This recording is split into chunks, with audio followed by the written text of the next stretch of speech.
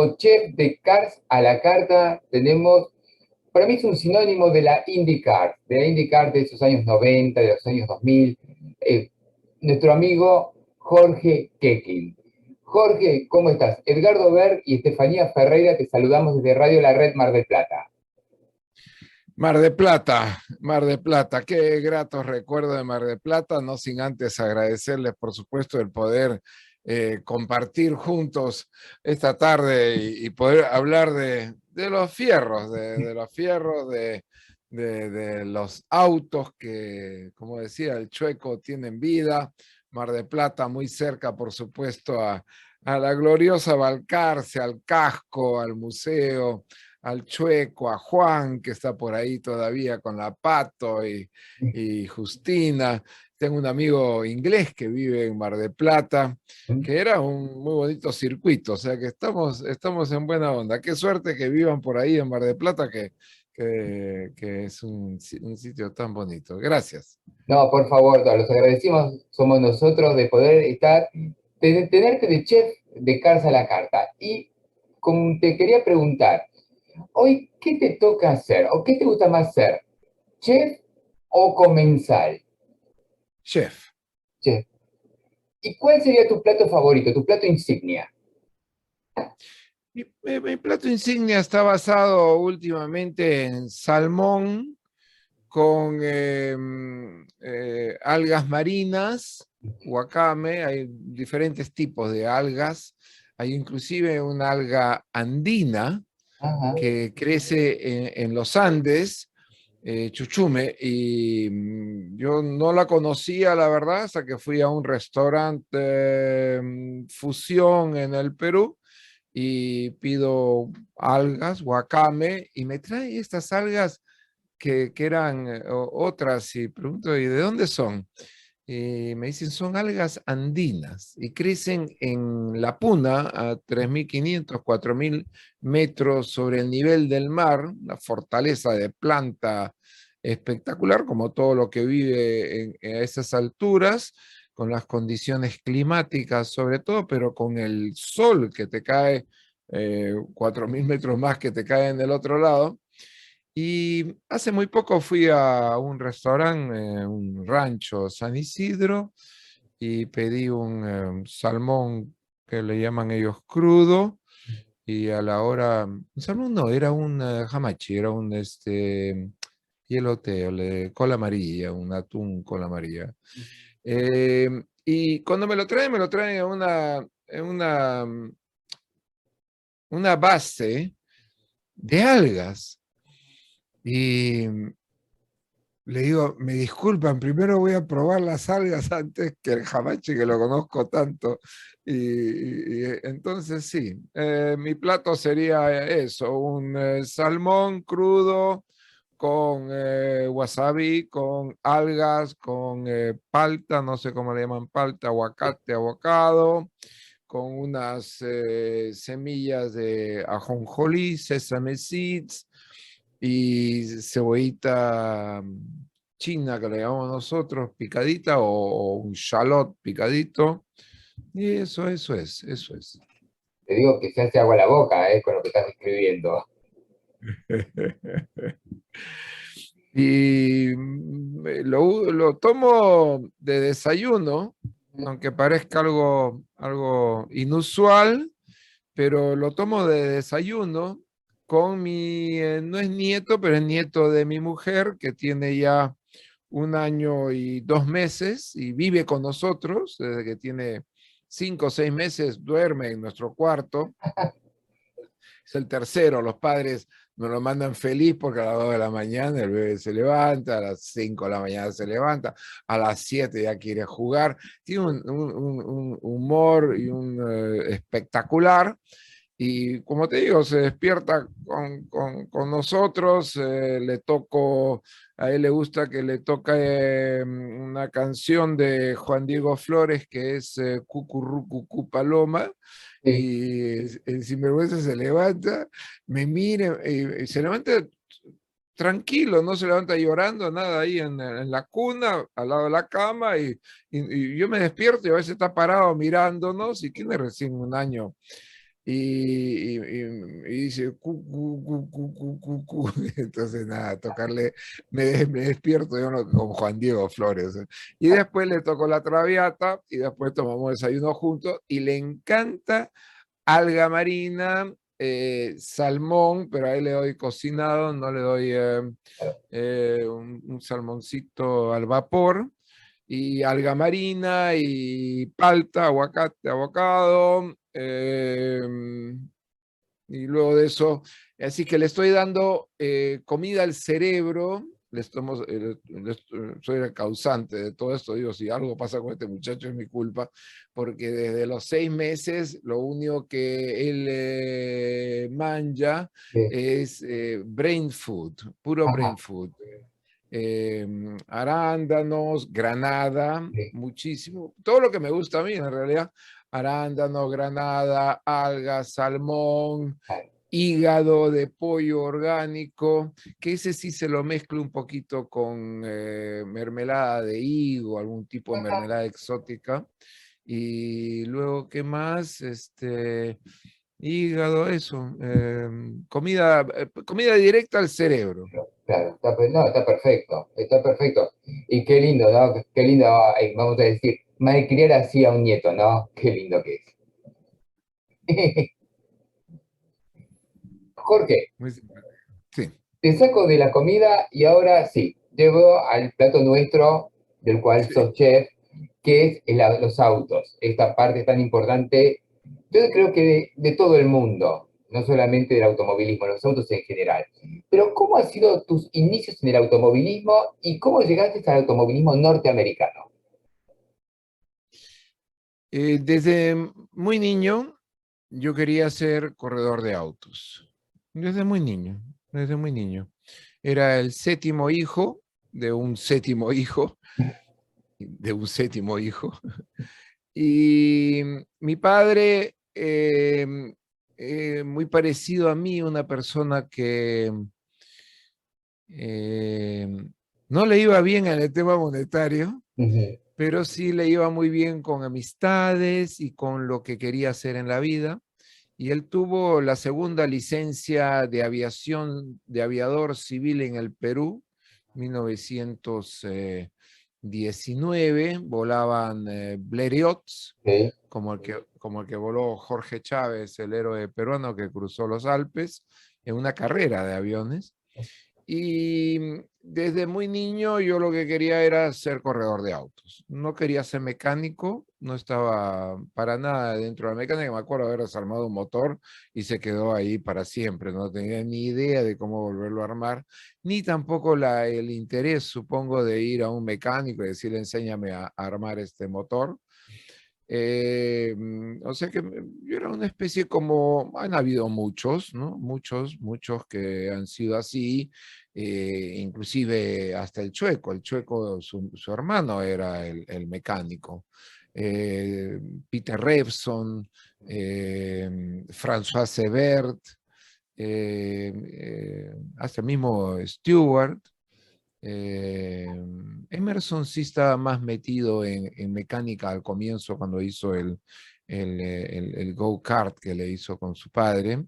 Así es que desde niño quería ser corredor de autos y mi padre ya era aviador civil, o sea, era un tipo que en esa época era prácticamente más peligroso que correr autos, o tan peligroso como correr autos como eran los toros. Eran tres deportes que cobraban vida a diario. Era los aviones, eh, los autos de carrera y los toros. Y mi padre me decía siempre, él nació en 1900, yo nací en 1950, mi padre me llevaba 50 años y definitivamente fui su engreído. Dentro de lo que éramos los 8 hermanos, me compró un auto. Bueno, lo hice comprarme un auto, pero obviamente aflojó el billete para comprar un auto, un BMW 1600, cuando en la casa nadie tenía auto, solamente había un auto que era el de él. Y se armó mis hermanas y mis hermanos, ¿qué es esto? Que le compran auto y no tiene brevete, sin licencia. Entonces, no sé cómo nos escapamos de que nos manden a la horca a los dos en la casa, porque entonces, inclusive él fue el que me dijo, ¿no hay una escuela de pilotos? Y yo buscando y buscando escuela de pilotos, y en 1965 no había, en 64 no había escuela de pilotos. Luego descubriría una en Brands Hatch Motor Racing Stables, que fue la primera, y no habían más. Habían escuelas de aviación civil. Inclusive, en 1917, cuando él tiene 17 años en el Perú, su primo, y él sin saberlo, hace la primera escuela de aviación, de aviador civil, de aviación civil en Francia, en el bosque de Neuilly, que hoy día es donde están todas las chicas de falda corta, en Neuilly. Él hizo la primera escuela de aviador civil, Aeroplans Paul Queclan.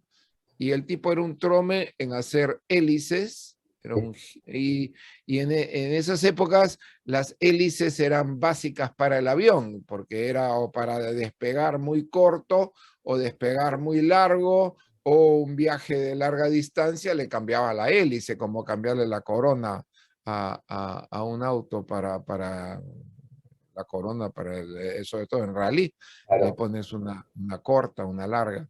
Y entonces las hélices, y él era un trome, era buenísimo, y hacía sus propios aviones, Polke Clan. Y al mismo tiempo, sin saberlo nosotros en el Perú, la primera carrera de autos del mundo la ganó un tío abuelo mío, un tío de él. Y luego, esa fue en 1895, la París-Bordeaux-París, Ajá. 56 horas. La ganó Levasseur en la pista, pero Levasseur tenía un auto de 2 asientos, las regulaciones llamaban a tener un auto de 4 asientos, y hay una estatua todavía de Émile Levasseur en Port-Maillot. Y el segundo también era de 2 asientos descalificados, y ganó el tercero, que fue mi tío abuelo, que llegó y ganó la primera carrera de autos del mundo en 1895, Keckling. Y luego de eso, sin saberlo, te voy a enseñar, porque lo tengo acá, ya que me preguntan, ¿no? Por supuesto. Si me voy muy largo, me lo cuentas, y no sé si ahí estás viendo. Perfectamente, perfectamente. Les comentamos a la audiencia de la radio que estamos viendo justamente la imagen del primer ganador de la primera carrera histórica, tío abuelo de Jorge Keckling. Vemos perfectamente Perdón, la imagen. perdón. El ganador de la primera carrera de autos es otra foto. Ajá. Esta, ¿la estás viendo? Yo no veo, no sé Sí, dónde estoy sí. contigo, no estoy viendo la cámara, pero bueno. Eh, yo preguntaba en la familia, ¿por qué me han puesto de nombre Jorge? Sí. Nunca lo supieron. Mi mamá dijo, no sé, por Jorge Ríos, no sé por qué, porque ya era el séptimo, ya no sabía ni qué nombre ponerle. Es como Verdaguer, que una vez en un chiste dijo, en esa familia nacieron tantos que al último no sabían qué nombre ponerle, y fueron a la guía telefónica, y el chico se llama hoy día 23, 24, 25. Y hay que ponerle una moneda para que hable. Ese es Verdaguer. Y entonces, este tipo se llama Jorge, George Keckling, Ajá. y este auto es el auto Keckling. Y aquí adentro hay un motor Keckling, Ah, que fue el primer motor de carreras de 2 tiempos, y ah, debutó en el Grand Prix de Reims, el Grand Prix de Francia, de 1911. ah. George Keckling. Auto Keckling, motor Keckling, piloto Keckling. Entonces, si me preguntas qué hacía yo queriendo ser corredor de autos, ellos luego se casaron con las dos chicas Peugeot, Emile y Leonor Peugeot, los dos Keckling, que eran ingenieros, Y hoy día, hasta hoy día, los Peugeot, todos saben que Peugeot fue por Keckling. Y Armand Peugeot, estuve con él hace años, pero no hace mucho, cuando lo indujeron al Salón de la Fama, y Armand fui y me le presenté y le digo, soy Georges Keckling du Perú. ¡Oh, mon cher cousin! Y me saluda y me dice, y tuvimos una conversación con Armand Peugeot. Y luego hoy día hay un Peugeot que está en Stellantis, que es mi primo, que es el CFO de Stellantis, que es el nuevo grupo de Peugeot, con un genio que se llama Carlos Tavares. Esos como Steve Jobs de Apple, como Carlos Ghosn, como tantos genios que han habido, Ford, por supuesto, Chrysler, y así es que es una familia de autos, mi querido Edgardo, para contarte cómo terminé en autos de carrera. Es interesantísimo cómo se teje la historia, que uno al principio creo que no piensa cómo va a devenir con el tiempo, cómo se unen los nombres en el mundo del automovilismo. Y te quería preguntar, ¿cómo llegaste al automovilismo norteamericano? Eh, yo yo llegué a Inglaterra sin conocer a nadie, Ujú. ni al embajador del Perú, pero a nadie. No tenía a nadie, llegué a Inglaterra porque quería irme a Brands Hatch. Ajá. Había leído en la peluquería de mi barrio, ahí en San Isidro, había leído siempre en la peluquería había un suscriptor que dejaba unas revistas de Hot Rod y Road and Track. Y yo no sabía inglés, pero tal era mi ilusión que leía Crankshaft, Camshaft, esto y lo otro, Brands Hatch, lo otro escribía Rob Walker. Y aprendí inglés leyendo Road and Track y Hot Rod. Así aprendí inglés. Y por supuesto, llegué a un momento, eso desde niño, y llegó un momento en que los conocía prácticamente ya de nombre, a Hawthorne, a Papillon Collins, a Ross Meyer, cómo se mató en la Autobahn, es decir, historias que todavía me quedan, que no te las digo porque he leído, sino porque de chico ya sabía, cosa que me hizo muy amigo con muchísima gente, con el Chueco. Con el Chueco, yo voy hoy día todavía y casi seguro me dan su habitación en el casco, porque el Chueco, Juan, Juan, nunca le llamé Chueco, Juan, ni Juan Manuel, Juan. Y Juan y yo teníamos unas conversaciones largas sobre Tasio Nuvolari, sobre Rosmeier, sobre Taffy von Trips, y si fue Clark o no fue Clark el que lo empujó, que hasta hoy día. Entonces, ahí leyendo eso, terminé en Inglaterra con la revolución militar en el Perú de Velasco. Había querido intentar hacer un poco de fortuna trayendo a los pobres gringos de una banda muy conocida de música que se llama Santana, y fuimos y conseguimos los permisos en media revolución comunista, pero no es que era una revolución castrista, comunista, expropiaron todos de la noche a la mañana, no tenías nada, todo le pertenecía al Estado. Y de esas cosas conseguí que Braniff, que era y el canal de televisión, que era del otro. Y cómo conocí a Santana, lo conocimos por un álbum, el primer álbum de Santana, y que vimos en la parte de atrás Stanley Marcom, su teléfono 405, hasta ahora me debo acordar el número, no, por supuesto no había internet, y no teníamos un mango partido por la mitad, pero queríamos traer a Santana. 1970. Y lo trajimos. Lo trajimos y nos metieron presos. A la banda Santana, a mí, para que devuelva la plata, habíamos vendido 2 conciertos. Ya era millonario. y ya tenía la plata para irme a correr autos a Europa. Entonces, mira lo de la vida. Ya era millonario a los 18 años y no tenía, con la justa podía firmar, no tenía ni auto. Es increíble. Y nos metieron presos porque, te puedo enseñar, tengo que encontrar el edicto cada vez que cuento esta historia.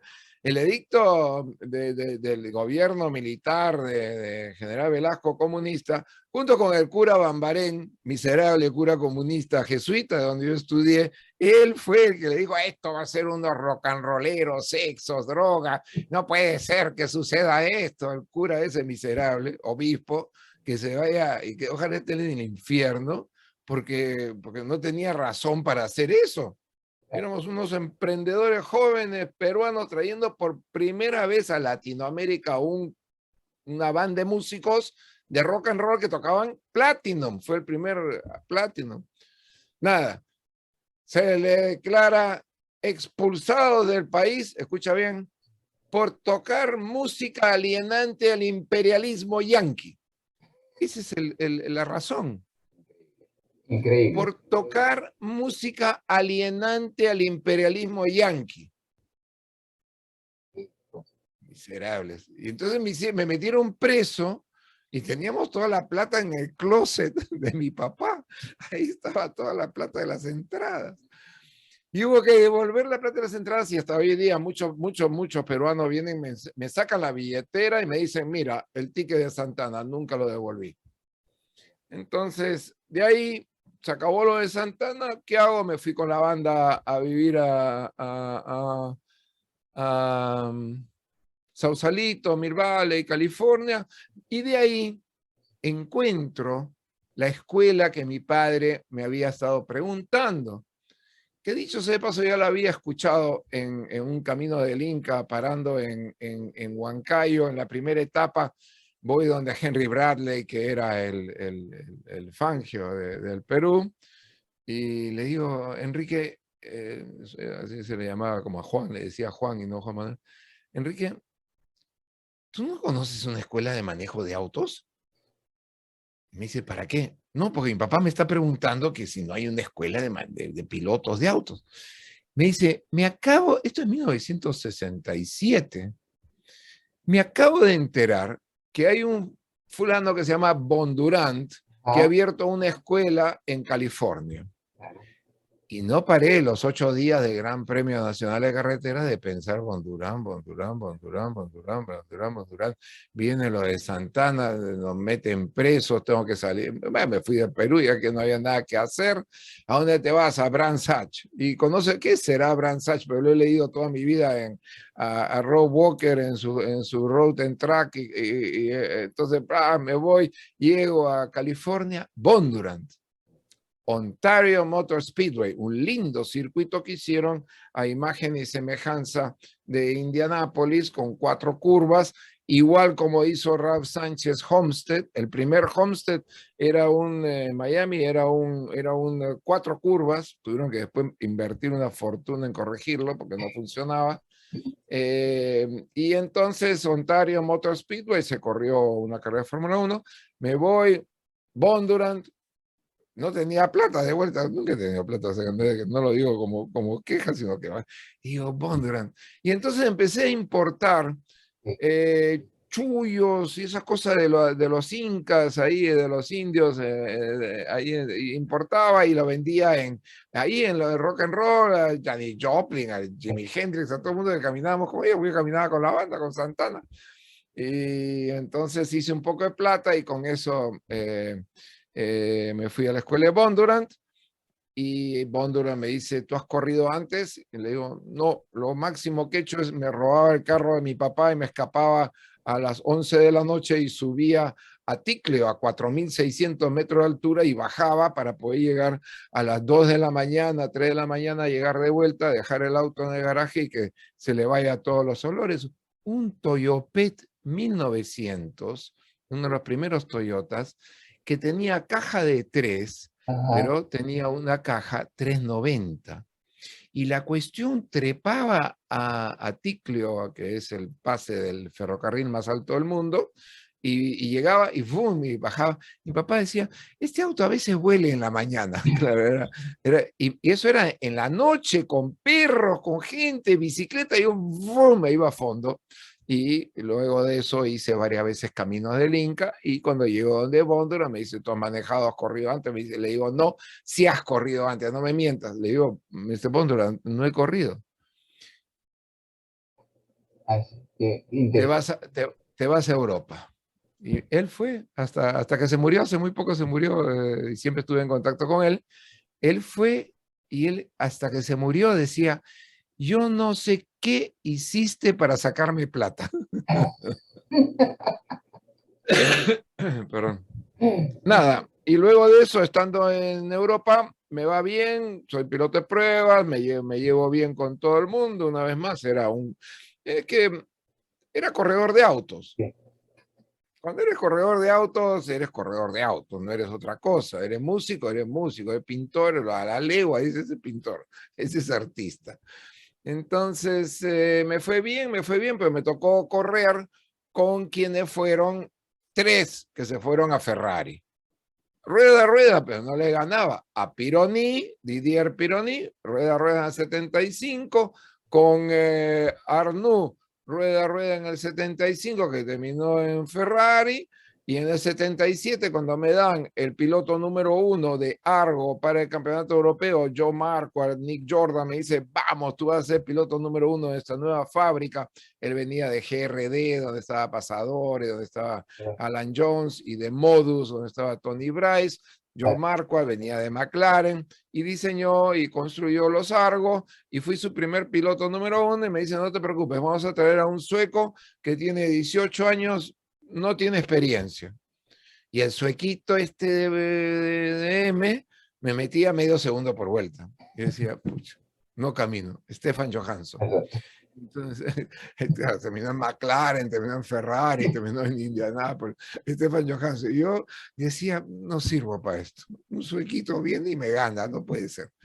Entonces así terminé en Estados Unidos cuando los gringos empezaron a doblar a la derecha, porque doblaban solamente a la izquierda, y CART, los Bettenhausen, los Unser, los Johncock, Snivas, Rutherford de este mundo, J. Foyt y todos ellos, empezaron a doblar a la derecha. Y entonces había un circuito que era Laguna Seca, el antiguo, donde Mario se trató de matar ahí en una curva, y ahí pararon las carreras en Laguna Seca, como en Goodwood, cuando se mató McLaren, pararon Goodwood.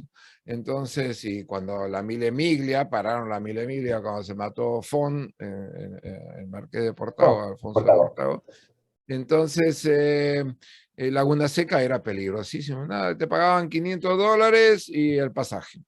Y así terminé en Estados Unidos y me quedé por acá. Pero ya sabía que no iba a llegar a Ferrari ni a ganar carreras allá, porque pensé que no, yo no caminaba. Claro, no caminaba porque tenía costado a Pironi, a Arnoux, a Johansson, Snobeck, Solnier, que ganó Mónaco F3, Dales, que terminó corriendo Fórmula 1 para ATS, Schessler, que terminó con Williams y con Mercedes. Todos esos eran con lo que yo quería ganarle sin saber ni leer ni escribir. Así llegué. No, realmente, ¿con qué nombres estuviste corriendo de tú a tú? Porque no muchos han corrido con un piloto de la talla de Didier Pironi, de René Arnoux, del mismo Stefan Johansson, que después te lo volviste a encontrar ya en tu faz de relator en Estados Unidos cuando Stefan pasó a correr en la IndyCar.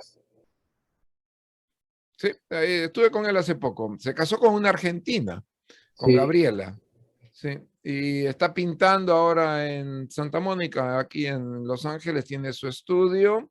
Él pinta, él es el manager de los suecos y de Dixon, entonces le va muy bien. Stefan, Gabriela, no sé dónde está con los chicos, pero por ahí anda Gabriela.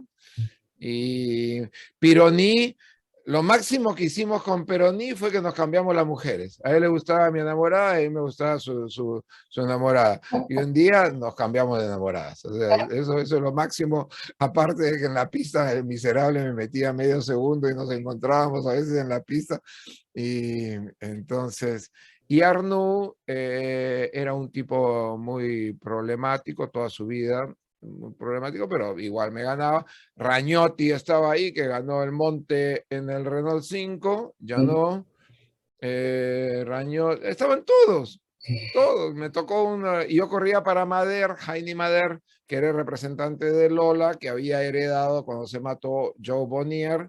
La viuda le dio las llaves del taller, le dijo todo tuyo, en Gland, en Suiza. Hasta ahora somos muy amigos.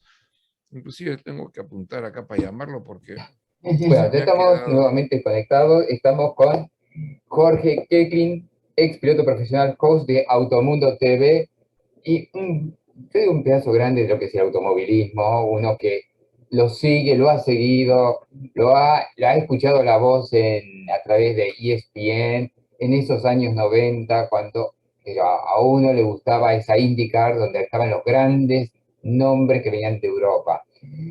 Y te quería preguntar justamente sobre esa época. Primero, ¿cómo fue tu llegada a la ESPN? ¿Cómo te convertiste en la voz de la IndyCar para Latinoamérica? Me tomó 5 años, todos los meses, 5 años, perseguir a una cadena de televisión en español hispana en Estados Unidos que se llamaba SIN, Spanish International Network, donde estaba los conozco a todos y ellos se acuerdan de mí hasta la tumba, se han acordado de mí, Bill Stiles, Joaquín Villanueva, el mexicano que era con Azcárraga en esa época, Bill Stiles, y había un Joaquín Blaya, que todos los meses le escribía un telex. Y cuando tenía un amigo que tenía un teléfono, le decía, pausa tu teléfono, le llamaba a Blaya. Y me contestaba siempre la señora Regina. Hasta que un día me voy al Miami, me iba al Miami Grand Prix y lo llamo a Blaya, a Joaquín, chileno, y me contesta Regina y me dice, justamente ese día me dijo, yo nunca he visto una persona más insistente que usted, porque me mandaban a rodar todo el tiempo. El señor Blaya no le quiere hablar. Ah, ok. El señor Blaya no le quiere hablar. Bueno, está ok. Bill Styles, no te quiero hablar. Y ella me dice, señor Keklin, ¿viene a Miami? A ver, le voy a preguntar al señor Blaya, ¿qué insistente es usted? ¿Cuál es su teléfono? ¿Dónde lo encuentro? Muy profesional. Le doy el teléfono del Perú en el garaje de mi hermana Susi. Y a los 5 minutos suena el teléfono y ella está emocionadísima. Señor Keklin, no lo puede creer. Yo no lo puedo creer. El señor Blaya lo quiere ver. 5 años, todos los meses. ¿Cuándo puede venir? Bueno, estoy yendo el jueves. Trate de llegar el miércoles y yo le reservo toda la mañana del miércoles para que nadie lo moleste y solamente usted. Ah, caramba. Llegué el miércoles, me recibe y me dice, mira, acaba de comprar Hallmark, SIN, Spanish International Network, le vamos a poner un nuevo nombre, se va a llamar Univision, y tú eres el primero que yo quiero sacarme de la cabeza. Peruano, no te aguanto más, estás contratado. Entonces, nada, estoy contratado y me pone enfrente a un gringo que se asustó, que como yo sabía tanto de autos, pensó que me estaban poniendo ahí para transmitir y hacer indicar, y vamos a la carrera del Grand Prix de Miami, y se le acerca Bobby Rahal a este tipo, a este ejecutivo, y me mira a mí, y lo mira a él, y le dice, ¿qué haces trabajando con este fulano que es un sinvergüenza? Le dice, ¿quién? Jorge, ¿lo conoces? Bobby Reja, fuimos a Argentina a correr el premio Coronación, él representó a Norteamérica y yo representé a Sudamérica. Y luego me voy a Danny Sullivan y me voy a acercar a Danny Sullivan y me agarró de los pelos. Me dijo, ¿dónde vas? Voy a saludar a Danny. No, no, no, no, no, dice. Aquí a ellos tienes que pedirle permiso a la representante de Relaciones Públicas y mientras me está diciendo esto, viene Danny corriendo y me abraza y me dice, Pancho, Pancho, ¿cuánto tiempo? Porque yo me había desaparecido de las carreras, estaba en el Perú tratando de hacer, anda, a ver qué cosa, me había desaparecido. Y el tipo casi se muere, ¿no? Entonces Pancho Dani fue mi roommate en 1972 en Branzach. Yo Claro. llegué a Branzach y en mi cuarto estaba con Danny Sullivan. Y luego gana James Weaver, que habíamos corrido Fórmula Ford 2000 con él y con Richard Dutton, con todos ellos, gana la carrera y estamos debajo del podio esperando con este que ya no me aguantaba, el jefe de Univisión Deportes, ya no me podía ni ver. Y James Weaver, que ha ganado la carrera, se acerca al extremo, están en plena celebración con el champán, se acerca, me mira y dice, George, you're alive. Porque todos pensaban que yo me había matado. Claro. Porque no supieron más de mí. Y éramos amiguísimos. En 1976 corrí con James Weaver todo el campeonato de Fórmula Ford 2000 en un auto diseñado por Patrick Head. Y nada, ahí llegué a Estados Unidos y me quedé en Univision. Y luego, en Univision este tipo me hacía la vida imposible y el que transmitía conmigo no sabía nada de autos. Y entonces, bueno, ahí estaba yo, me hicieron hacer las Olimpiadas de Seúl y todos los periodistas deportivos se juntaron, un caso inusual, y dijeron, queremos que despidan a Jorge Keck, no queremos trabajar con él. Porque ya no me aguantaban, porque sabía tanto, conocía tanto, llamaba a Jackie Stewart, llamaba a Emerson, no aguantaban. Y había visto ESPN, que es como verte, Edgardo, ahora a vos en internet, y decir, ¿sabes qué? Me voy a ir a trabajar con Edgardo. Y te dicen, pero estás trabajando en Canal 7, ¿cuál es un canal de Buenos Aires, de Argentina, muy conocido? El número 1, ¿cuál es el canal número 1 de Argentina? Acá, Estás trabajando, estás canal, trabajando. no sé, Telefe tal vez el más importante. Entonces, y dice, ¿sabes qué? Váyanse al carajo Telefe, me voy a trabajar con Edgardo Berg en Mar del Plata. Y dice, estás loco. Y me fui a ESPN. Y llegué a ESPN y construí ESPN. Yo construí ESPN. El primer trabajo que me dieron fue en una casa, en una oficina en Indianápolis, transmitir las 500 millas en inglés solo, a todos los hoteles del mundo, 1992. Fue mi primer trabajo. Y luego de eso empecé a armar, ya todo es una historia larga, fue una creación mía de cómo cubrir los comerciales de las 500 millas de esto, 500 millas de lo otro, porque no se podía transmitir por el problema de los comerciales, había que tapar los comerciales, y yo producía todos los 2 minutos, 2 minutos 30, 1 minuto 30 para tapar los comerciales de todas las carreras. Ese fue mi arma secreta. Y con eso armé CART, pero cuando se iban a comerciales, no había comerciales, era una entrevista con Mario Andretti, era una entrevista con Emerson, era una nota técnica del auto, del turbo, y el programa voló. Las transmisiones volaron porque cuando nos íbamos a comerciales, yo mostraba el turbo y mostraba esto y mostraba todo lo que era pues el mundo que no veíamos en esa época porque no había internet. En esa época no había ni televisión. Tenías que contratar cable para poder ver las carreras. Pues solamente había Fórmula 1 y le empezamos a ganar a Fórmula 1. Porque Fórmula 1 iba para comerciales y nosotros nunca nos íbamos a comerciales. Y mostraba una nota técnica, que era una entrevista con Mario. Mario, ¿cómo fue tu pole position y la victoria en Sudáfrica en Fórmula 1? Chao, Emerson. Una cosa espectacular.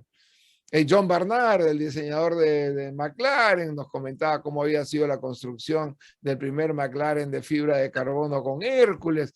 El programa era un programa fierrero, tuerca, pero y voló. Esa fue mi creación, ESPN. Voló y después cuando empezaron las cámaras a bordo, me quedaba callado, pero no me quedaba callado para escuchar el motor. La verdadera razón por qué yo me quedaba callado era para ver si tomaban el Hawthorne en quinta, a ver si cómo tomaban, y si levantaba o no levantaba, o si cuando doblaban, cómo doblaba para, como piloto, yo quería que me quedaba callado. Me decía, ¿por qué no hablas? No, porque al público le gusta el motor de sonido. Mentira, yo lo que quería era ver cómo estaban manejando todos ellos. Qué interesante. No, pero qué linda época esa de los años 90. Y vos formaste una dupla maravillosa con Alex Pombo. ¿Cómo se conocieron? Alex Pombo lo trajo con quien todavía él está hoy día en ESPN, con Mike Walters. Y eh, al principio en ESPN, mi trabajo era el que me mandaban comentaristas deportivos de béisbol. ESPN estaba recién comenzando. Estaba recién comenzando.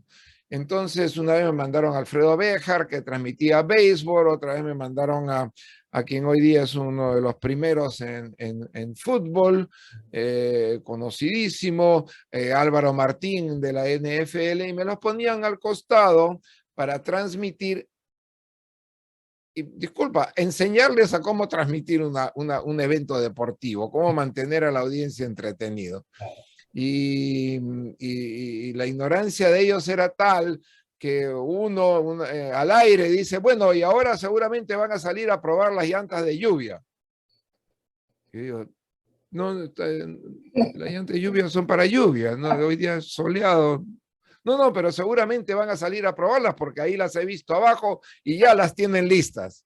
Así que imagínate el nivel con quien estaba yo transmitiendo, pero por supuesto lo dejabas pasar sabiendo que a mí me ponías a transmitir NFL y con la justa sé que es un balón y nada más.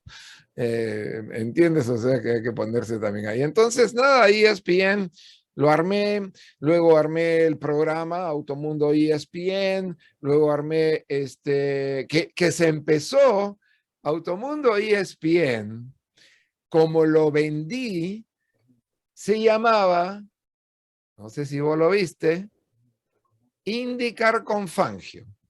No me acuerdo de eso. Indicar con Fangio, ¿vos sabés que no me acuerdo? El primer programa que salió en 1994, Mm. y yo no sabía producir televisión, o sea, yo nunca en mi vida sabía hacer nada. Y en eso les decía que hacer un programa, que hacer un programa, que hacer un programa. Y en enero de 1994 o 93, me llama Dixon y me dice, ¿tú quieres hacer un programa? ¿Qué quieres hacer en tu programa? Y les vendí a los gringos con la idea de hacerlo como un quarterback format de Dan Marino, de Don Shula, de Montana, de todos los NFL que tenían su programa antes del partido, donde mostraban el último partido, el partido que se viene, con este que vamos a jugar, cómo fue la última vez que jugamos, quiénes son los que están heridos, quiénes. Era un programa de quarterback. Entonces le digo, a quarterback format. Y me miraron, les vendí, así compraron. ¿Y con quién lo vas a hacer? Ah, se va a llamar Indicar con Fangio. Con Fangio. Pero Fangio, no, Fangio, Chueco, no, con Juan, con él. Y el programa se va a poder llamar Indicar con Fangio. Sí, sí, sí. Yo ni había hablado con Juan. Entonces, a la hora en que me dicen envíame el formato, me tomó 2 meses averiguar cómo es un formato, no tenía la más mínima idea. Entonces, nada, Juan, vente, vamos a hacer un programa de televisión. Sí, Jorgito, porque Juan es mi hermano del alma. Entonces, sí, Jorgito. Y se llamaba, y lo producíamos con 2 sillas, así como estas, sentados en Key Biscayne, Rafa, y Juan me decía, Jorgito, vos empezás y yo te sigo. Y así fue como empezamos en el 94 Indicar con Fangio, que luego se pasó a llamar Automundo ESPN, con la nota técnica, con el turbo, con la entrevista, con los choques, con las chicas Tecate. ¡Wow! Las chicas Tecate, salían las chicas Pirelli y las chicas Tecate. Era un programón. Y Indicar con Fangio, Juan decía, vos empezás. Y empezaba. ¿Qué tal, amigos? Bienvenidos. Estamos en Indicar con Fangio, por supuesto con aquí Juan Manuel Fangio para que nos traiga desde adentro lo que está sucediendo. Juan, el equipo, y yo le daba la entrada, ¿no? Juan, El equipo de Roger Penske es uno de los equipos más conocidos que poca gente conoce aquí y tuvimos oportunidad de ir a su taller en Reading, en Pensilvania, donde tenía este piso plano para la puesta a punto, que Juan, vos sabés lo importante que es el piso plano. Efectivamente, Jorgito, el piso plano. Qué bien salió ese programa. Y ganábamos rico, le cobramos a los gringos bien rico con Juan. Hasta ahora se acuerda que yo con eso compré una casa por allá, por Balcarce, por el pantano. No, él la compró con lo de Guernsey. Pero bueno, nos fue muy bien, todo un año, indicar con Fangio. Y después de ahí se transformó en Automundo con ESPN. Y luego de eso fui y le vendí la idea. Yo traje a ESPN, primera vez que compraban un anuncio en ESPN, que era desconocido ESPN, a Ford Motor Company, Edsel Ford, que había corrido Fórmula Ford y todo eso, Edsel Ford, por supuesto. Edsel, por favor, ayúdame que estoy en ESPN. Me dice, ¿qué cosa es ESPN?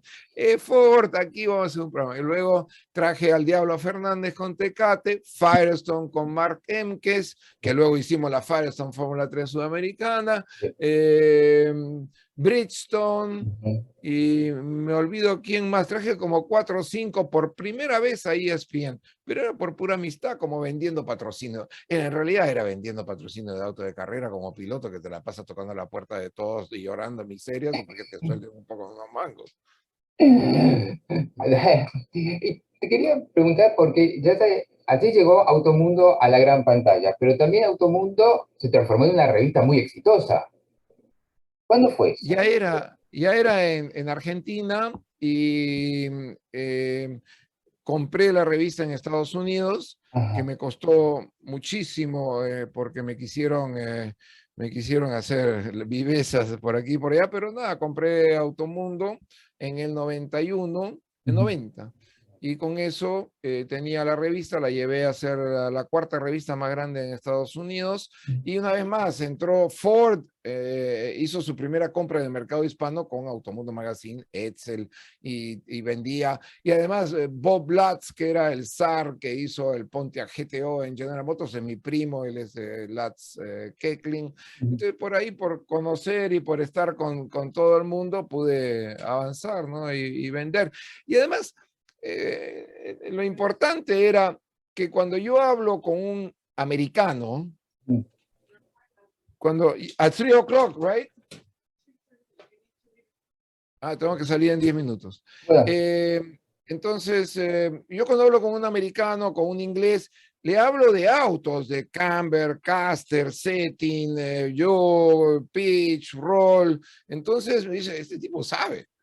En cambio, un periodista normal que quiere vender un programa que acaban de fundar no saben lo que es eso. Entonces, ahí es donde ganaba yo. Disculpa que me están llamando para poder salir. Podemos seguir grabando si quieren más tardecito.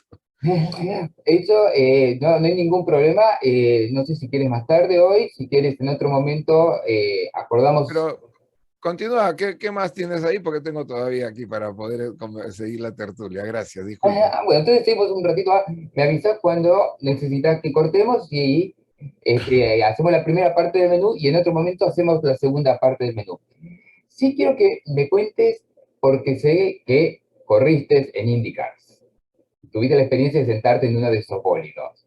¿Cómo fue esa experiencia y cómo llegaste a correr en... Exacto. ¿Cómo llegaste a sentarte? Porque no todos se sientan en un IndyCar y, bueno, manejan la potencia. Porque los gringos una vez más empezaron a doblar a la derecha y mis amigos, familia, los Weissman de Traction Products, que fueron los que hicieron la caja de cambios para McLaren, para Gordon Murray y para Brabham, los Weissman me consiguieron esa oportunidad. Y, y ¿quiénes fueron tus rivales en pista? ¿Te acordás?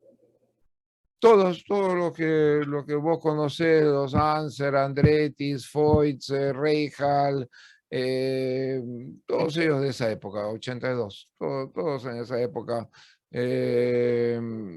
No te puedo decir más porque ahí estaban todos estaban ahí.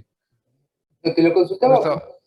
quería que escuchar de tu propia voz con quién enfrentaste, porque son leyendas del automovilismo americano. Todos eran rapidísimos, me pasaban por arriba, me pasaban por abajo, me pasaban por todos lados, y yo tratando de agarrarle la mano a un turbo que era, y un auto que tenía la suspensión sólida, me ensartaron con el auto no caminaba para ningún lado. Pero, y el rookie test, esas fotos en el rookie test me lo hizo Desiree Wilson, con quien habíamos corrido en Europa juntos, Desiree, la sudafricana, y muy curioso, ella me hizo el rookie test en Willow Springs, y pasé el rookie test, y estaban todos, Mosley, Foyt, Andretti, Rahal, Sniva, John Cook, Rutherford, Chris Mears, Rick Mears y el otro, su hermano, ¿cómo se llama el hermano de Rick? A ver, no me acuerdo. Bueno, ya va a salir el Todos, nombre. todos ahí, Pero realmente, todos. qué linda experiencia de sentarse en un IndyCar en la época donde los turbos eran gordos y tenían Oh, potencia. oh, ese ese DFB que le llamaban el DFX con el turbo ese que llegaba a 800 caballos y en un auto que no doblaba, fue toda una experiencia.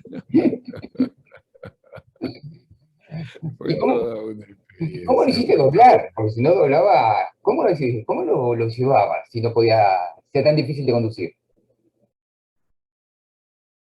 La verdad es que, como era piloto de pruebas y había corrido Gran Premio Camino del Inca, con barro, con precipicios, te sientas y depende del caballo para dónde quiere ir o por dónde quiere corcovear, lo vas conociendo. Entonces, una vez que lo vas conociendo, el secreto es poder llevarlo en el límite y llevarlo en el límite dentro de lo que es el tuyo, ¿no es cierto? Para no romper el auto y aparte en tratar de hacerlo ir más rápido de lo que puede ir y tratar de sacarle algo. Estaba en la carrera, hasta llegué a estar octavo, o sea que era un muy buen debut, un extraordinario debut, pero los miserables no le habían puesto el lock wire a los dos pernos de abajo del monocoque, no le habían puesto el alambre de seguridad, y con la vibración se salieron los pernos y el auto se quedó así en el medio de la pista. Fue una vergüenza. Pero venía 8, venía bien, venía bien, venía bien. Hice paradas en los pits. La verdad es que ni me acuerdo las paradas en los pits. A veces me trato de acordar. Digo, ¿cómo no te acuerdas? No me acuerdo porque era ganarme la vida y estabas tan metido en hacer lo que paradas en los pits las hice bien, pero más era el tratar de que esta bestia, que era un tironisaurio, ¿no es cierto? Era como montar, no un caballo, un tiranosaurio, y que no sabías para dónde iba a saltar, si iba a volar, si iba a aterrizar, y estaba más concentrado en eso. Creo que cuando te concentras tanto en eso, se te pasa se te pasa el recordar el momento. Estás tan metido dentro del asunto que se te pasa a recordar el momento. Sí. Jorge, hablamos de la IndyCar de los años 90, los años 2000, los 2010. ¿Cuál te parece que ha sido la mejor época o cuál es la mejor época de la IndyCar? Todas han sido buenas épocas de la IndyCar, todas, desde los Offenhauser, desde que llegó Clark con el mosquito ese y todo el mundo se reía de él, con Lotus y el motor trasero, desde que IndyCar, en realidad IndyCar eran las 500 millas de Indianápolis, no era otra cosa, eran las 500 millas de Indianápolis. Y ahí lo que perdimos fue que IndyCar en las 500 millas de Indianápolis en el Speedway podías traer lo que querías. Y apareció Lotus con autos a turbina, ¿no es cierto? Para darte ya el epítome de lo que puede ser qué auto va a correr a Indianápolis, el que quieras. De 16 cilindros, 16 cilindros. De turbina, de turbina. Tracción a las 4 ruedas, tracción a las 4 ruedas. Lo único que era igual para todos eran las Firestone Indy. El resto, haz lo que quieras, que fue lo que hizo IndyCar. ¿No sé que no sería una mala idea abrir una parte de las competencias para, a ver, qué propuestas nuevas hay y que no quede, como yo veo en Fórmula Uno tan encorsetado, las ideas, los ingenieros, todo tan apretado y que no, como que no hay, no se permite la imaginación o la creatividad? Difícil. Por ejemplo, para Fórmula 1, mi sugerencia me dice, ¿qué harías tú con Fórmula 1? ¿Qué harías vos? Yo digo, yo haría una sola cosa. Les pondría libertad de escoger el compuesto que quieran en la esquina que quieran. Tú quieres poner una dura ahí atrás, si quieres poner una mediana o suave ahí atrás, y quieres adelante poner una dura para que no se te vaya, y la suave para... Entonces eres el piloto. Es un campeonato mundial de pilotos. Y vengo insistiendo ya 10 años prácticamente, desde el 2011, que vengo insistiendo que dejen la libertad de escoger el compuesto. Ya, muchachos, ahí tienen 3 juegos de duras, 3 juegos de medianas, 3 juegos de suaves. Ustedes se encargan de ver lo que quieran. Nada de esta mariconería, que no es otra palabra. Ah, voy a tener 3 juegos de duras para Silverstone. ¿Cómo sabes que vas a querer? Bueno, porque el simulador. ¿Qué simulador? Escojan el compuesto que quieran. Entonces lo quiero ver a Luis que está parando y dice, que pregunta ahora, ¿qué le han puesto? Rojas. Ah, ya. A ver, Luis, ¿qué le han puesto a Max? Ah, le ha puesto una roja delante izquierda, le ha puesto una amarilla delante derecha, le ha puesto una blanca trasera izquierda y una roja trasera derecha. Aguanta, aguanta, aguanta como tu menú. Aguanta, dice, en plena carrera choca tratando de computarizar qué cosa es lo que ha puesto. Ah, claro, completamente de acuerdo, por lo menos deberías, como vos decís, una libertad del piloto que yo lo veo absolutamente encorsetado y si no hacen lo que le dicen, no hace nada. Exacto, Es eso es. una picardía. Jorge, yo estoy viendo atrás un cuadro. No, no se calcularía, me puedo equivocar, pero puede llegar a ser, no sé, un march en blanco y negro. Ah, Es un march, ese puede es ser, un, no, no, no, es o un fw Williams, C Williams. Williams, diseñado por Patrick Head, totalmente, estaba por ya chocar, ahí puedes ver la barrera, es bajando paddock en Brands Hatch, poniendo la pole, 1.19.9, que me ponía en la mitad, y como puede ver, el auto está por todos lados. Jeff Bloxham tomó esa foto. Categoría Fórmula Aurora, ¿Ah? Aurora. la Fórmula Aurora. ¿Y cuántas carreras hiciste en Fórmula Aurora? Dos. Dos Dos. La competencias. primera terminé segundo detrás de Jim Crawford. Uh-huh. Recalenté mucho la trasera en Donington Park. Y en esta de acá lo puse en la pole, venía ganando la carrera fácil. Y luego entrando a South Bend, entrando a la recta de Hawthorne, entré y tenía un switch acá para apagar el auto en caso de incendio. Uh-huh. Y de casualidad bajo el switch y se apaga el auto, lo vuelvo a prender y a la hora que arranca, ¿no? Un jump start, un arranque, rompe segunda y cuarta. Oh, ay. Y llegué tercero. Pero tenía la pole, la carrera mía, estábamos bien. Linda carrera. Linda. Bueno, pero sin dos marchas llegar en podio es un mérito, ¿eh? No Bueno, cualquiera lo hace. Han hablado de Michael Schumacher que ha llegado en muy buenas posiciones, por ahí con pocas marchas, así que lo tuyo ¿eh? no es para quedarse Sí, sí. atrás. Le agarra la mano y te acostumbras y bueno, le sacas lo mejor que puedas. Y también veo que tenéis dos cascos, uno abierto y uno que evidentemente por la foto en blanco y negro debes haber utilizado en la Fórmula Aurora. Ese es. Y el otro, un de rally, que siempre rally fue donde nací. Gané en rally lo que era mi sueño, el Gran Premio Nacional de Carreteras del Perú.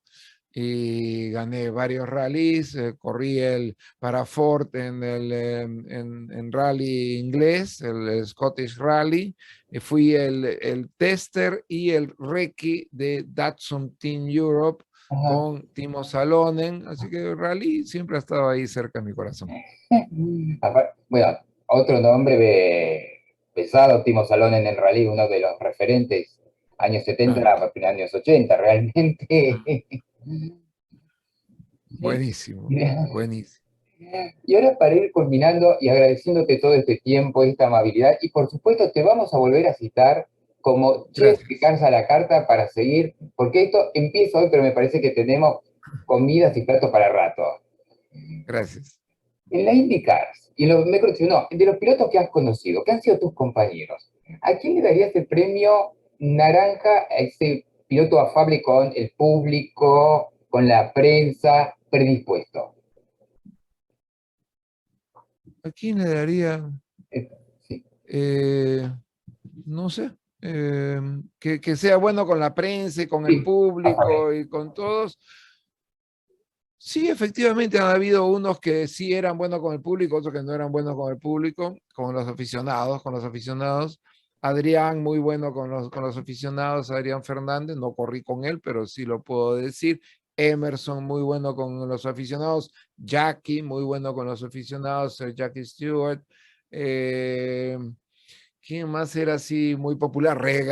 Regazzoni. Fuimos a Punta del Este a correr una carrera de karts para el Gonchi, un homenaje. Rega era muy bueno. Sí, han habido varios pilotos que han sido buenos. Ahora te voy a como dar vuelta el plato. El premio Limón, ese piloto que no se acerca a los aficionados, que es parco con la prensa.